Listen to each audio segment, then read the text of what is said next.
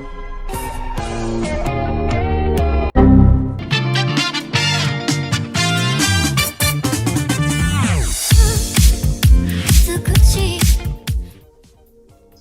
hello, and in today's video, I will be doing the 1-layer challenge. So, funny story about this video, this was not going to be what I planned because I've already done the 1-layer challenge before, but funny story, I screwed up with my OneDrive and then I tried to fix it and then OneDrive duplicated and then also deleted half my files. That was fun. And I had to reset my computer to get rid of all the duplicate files. That was a nightmare. Anyway, I lost the recording for this week and a lot of my art. Thankfully, I upload to Discord a lot, so I have the finished work for most of everything I've ever drawn this year on this device, but I do not have everything I don't have the progress for anything, and I lost a couple sketches, which really sucks, but I'll just have to live. So yeah, you guys get the 1-layer challenge. I did this all in one day, so it's not like my best because I didn't get to kind of look away from it. In the final painted version, her eyes are pretty wonky because I painted over everything, because the key to the 1-layer challenge is to just literally paint over it. If there is what you do is you sketch and then you paint over the sketch because, and what you do is you paint over the sketch because painting is actually really easy to do all on 1 layer.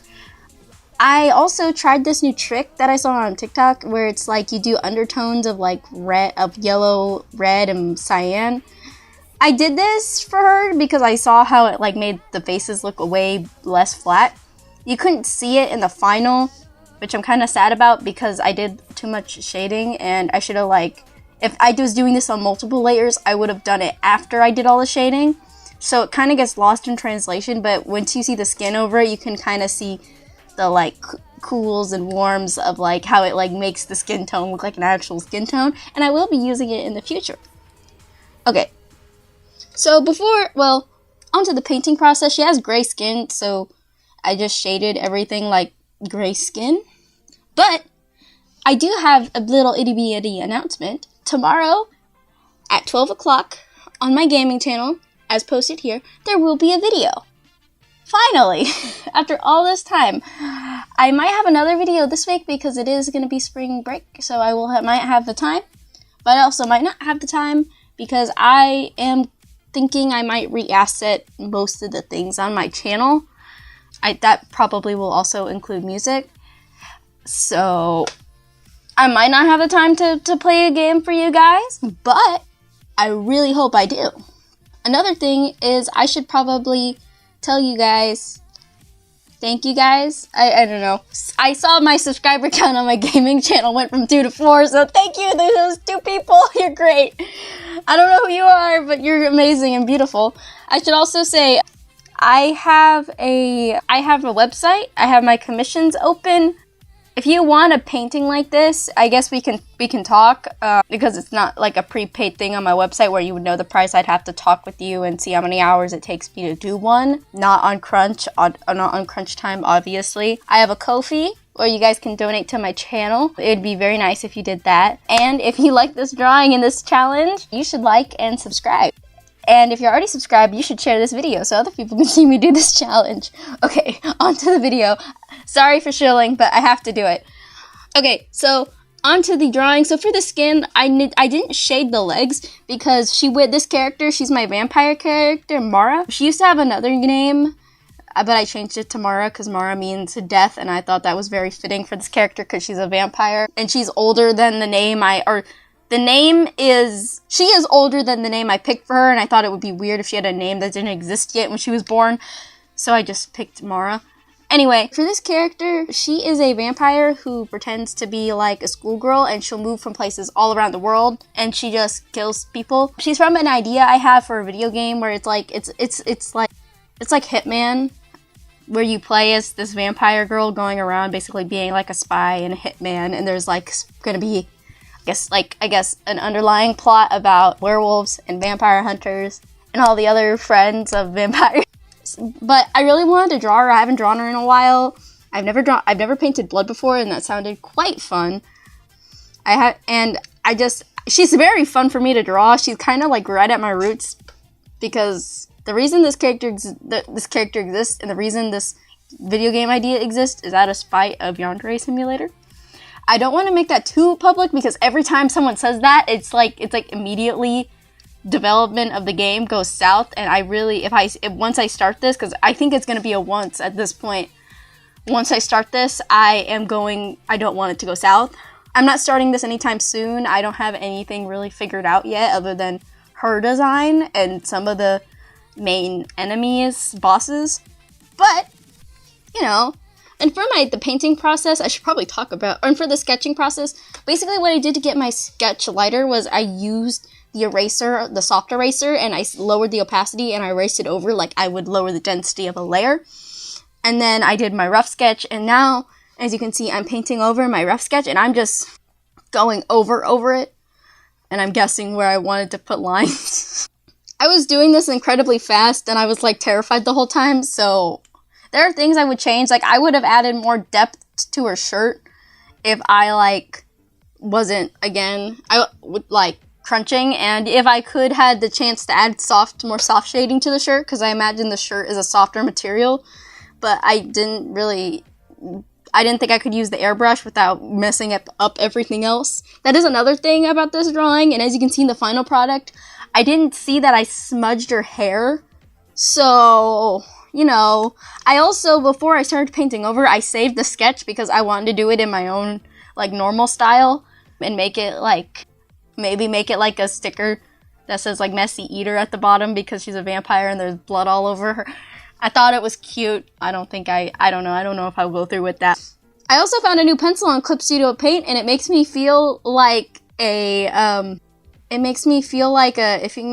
real artist. Like, it makes me feel like a professional. Like, I was like, yeah, because all my Clip Studio data got deleted too. So I had to go find all my old brushes, which was not ideal, especially because some of them, like, my original sketching brush, for some reason, it wants me to pay money for it, anyway, it's a nightmare. I couldn't find my old big sketching brush that I usually use, and I'm kind of sad, but I found this new sketching brush, and I know I can find the rainbow pencil because all I have to do is type in rainbow pencil, but I didn't use it for this video because it would not go with the painting, obviously. But for the shading, like I just kind of painted. I don't know how to explain painting other than you add the base color, you add in your texture or your detail, and then you just start shading. And then you blend it, but don't blend it too much, because if you blend it too much, it looks muddy. And I know this, and I'm very good at not making things look muddy digitally, but traditionally, everything I paint looks like somebody just wiped their hand on a canvas, and it's like a giant gradient all mushed together. I don't know why. I also don't know why I didn't use the selection tool. Like, I could have used the selection tool to, like, add more shading to the shirt, but I was scared to, because sometimes the selection tool leaves marching ants. But I used it on the backpack because I should have painted the backpack first and then the arm over it because it's in the back. Crunch. When I'm at crunch, I don't think straight. So I wasn't thinking straight when I was drawing this. For the blood, I wasn't sure how smeary to make it because she's, like, wiping her... And I go, like, really crazy with it, but then I'm like, oh, I don't like it. And so I tone it down quite a lot. Overall, I really like how this turned out, especially for a one-layer challenge, because I feel like one-layer challenges they used to not be difficult for me, and then I started to love my layers a little too much. And now I'm just like, oh my god, this is too much, too many, holy shit. So, because, like, now, average for drawing, depending on if there's a background, I use, like, 60 layers. And so, going down to one layer, even though it's not, like, my usual process, was terrifying. Because even for paintings, I love clipping masks. Like, I'll put in the base shapes, and then I clip mask every one of my base shapes. That's how I shade. Just clipping masks. They're your best friend. And they're my best friend, and I couldn't use them, and I was very sad. And if you really look at it, you can see where I smudged the hair with the blend tool, and I didn't notice until after I just said I was finished, and I'm sad, but it's fine. I will say, I like the way her legs, her thighs turned out with the shading. I added, like, I used the airbrush very, very sparingly because I was scared to add, like, that, like, see-through thing where you can kind of see through the skin on, like, see-through tights.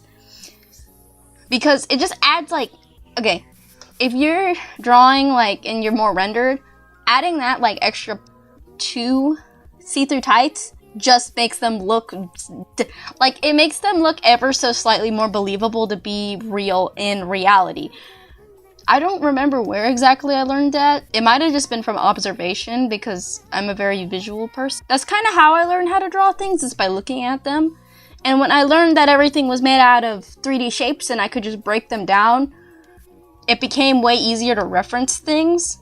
And it became way easier to draw, okay, maybe not whole animals, but animal heads for certain animals. Like, I can draw a pretty good-looking horse head. The body is like a lost cause, but I can draw a really good horse head. And it's because I can break down the horse head into shapes, and that it's not as scary of a thing to me because I can't draw animals. Or I can. I can't draw realistic animals. They always have to be chibi. Anyway, I will quit ranting for this video. This is the 1-layer challenge.